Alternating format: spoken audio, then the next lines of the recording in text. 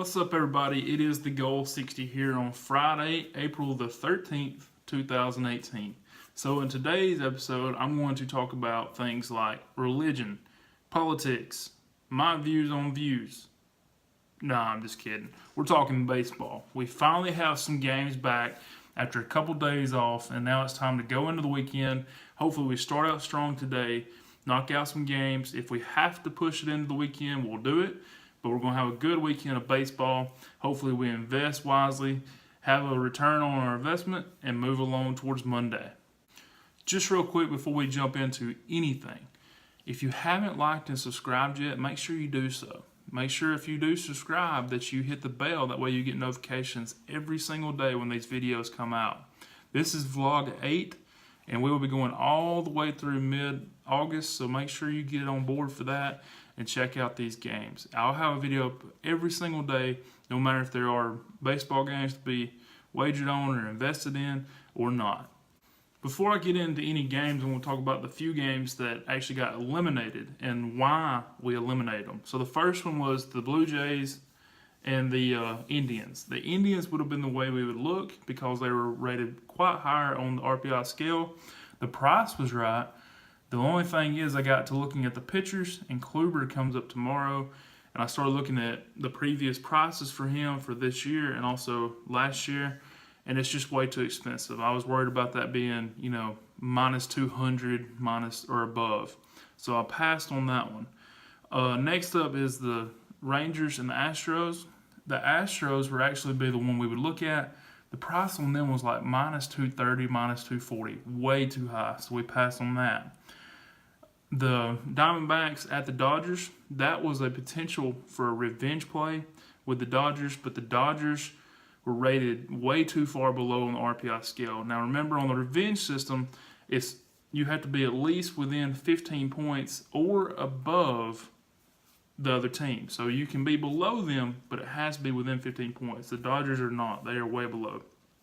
I think it's like 557 to 442. It's that far apart. So past there. And finally, the Brewers at the Mets.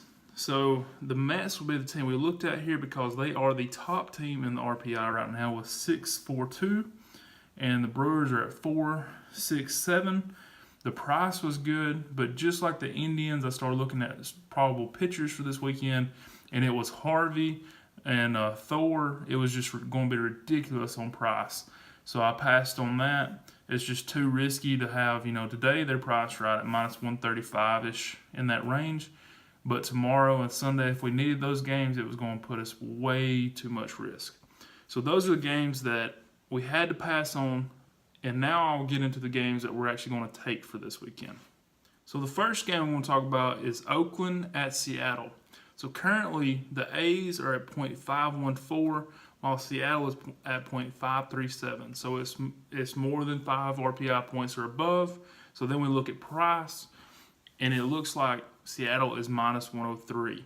So I know that puts them at a very slight underdog, but with it being that close, we're still going to take the money line. If somebody is just a cent or two below, does not mean we're going to go with the run line, because that would mean that the run line will be way too expensive. In this case, it's pretty much a coin flip game, so we're going to go with Seattle minus 103. Now looking at probable pitchers, I didn't see any problems. King Felix is coming up for Seattle, but we had King Felix back earlier in the week, and he was priced just right. I think it was minus 120. So we're going to go with Seattle minus 103. The next game I'm going to talk about is the Phillies and the Rays. So the Phillies are actually on the road. They are .489, while the Rays are .469. And right now, the Phillies are minus 113. So tomorrow, there was a question. They do have a pitcher coming up, Arrieta, that is going to be pretty high or pretty expensive. But I don't think he's going to be in the range of Noah, Syndergaard, or Kluber, or Kershaw, or something like that. Hopefully, he'll be reasonable. These two teams are pretty even matched, and I hope that helps out as far as price. So that's why I decided to go ahead and pull the trigger, and let's go with the Phillies minus 113.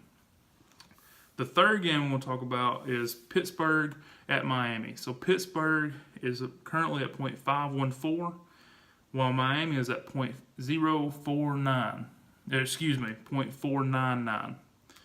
So obviously Pittsburgh would be the team we'd look at. We've moved to Price. Price is minus 138.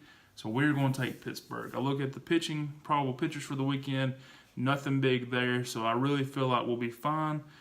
And if we have a giant price, it's probably just because Miami's terrible. But anyways, the price today is correct at being below the range of minus 150. So we're going to go ahead and take it. The last two games I'm going to talk about currently do not have a price up for us. So the first game I will talk about is Atlanta. And the reason I've got this on the video is because you can see the money line price, and they're currently the underdog. So Atlanta currently on the RPI scale is 0.526, while the Cubs are 0.480. So a pretty good gap there. The thing is, the Cubs are at home. They have Yu Darvish on the mound today, I believe, and the price for them is minus 236. So that's why I put Atlanta on our list, because if the Cubs are that expensive, there is a good chance that we're going to get a run line of plus 1.5 runs at plus money. So I'm taking Atlanta. Looks like the weekend we will be fine. Their top pitcher, or some consider their top pitcher, will be coming up, but I think they'll be fine. So just keep watching me on Twitter. As soon as the line is posted, I'll post that. The game does start around lunch. It's at 12:20 Eastern time. So the line should be out early this morning, but we'll just have to see. And if they do post a run line price, which I think they will, it may be pretty tight close to the game, but I will put that on Twitter as soon as possible.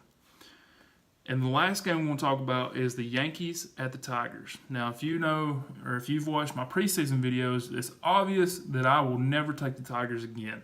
The last couple of years have been terrible with the Tigers. They were the only loss each of the past two seasons, and in a revenge system that was very strong, and they were the one loss each year. So the Tigers are a complete no-go for me. So I looked at the RPI here. Currently the Yankees are at 0.449 while the Tigers are at 0.424. So we would look at the Yankees. The Yankees do not have a line up right now. I'm not real sure why. Tomorrow they don't have a probable pitcher up yet, so that may be the reason. Whoever's setting these lines are looking at the weekend just like we are. So the Yankees are going to be the direction we go if the price is right. That would be our fifth and final play. I will also put that on Twitter, but I can tell you, if the price is wrong, we're not taking it. We'll be on the 4 series that I talked about before.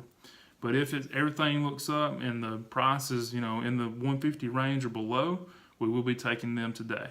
So just to recap, we have Seattle minus 103, the Phillies minus 113, Atlanta or on the run line if it comes up, Pittsburgh minus 138, and the Yankees, whenever that price is announced, hopefully it'll be in our range and we can take it.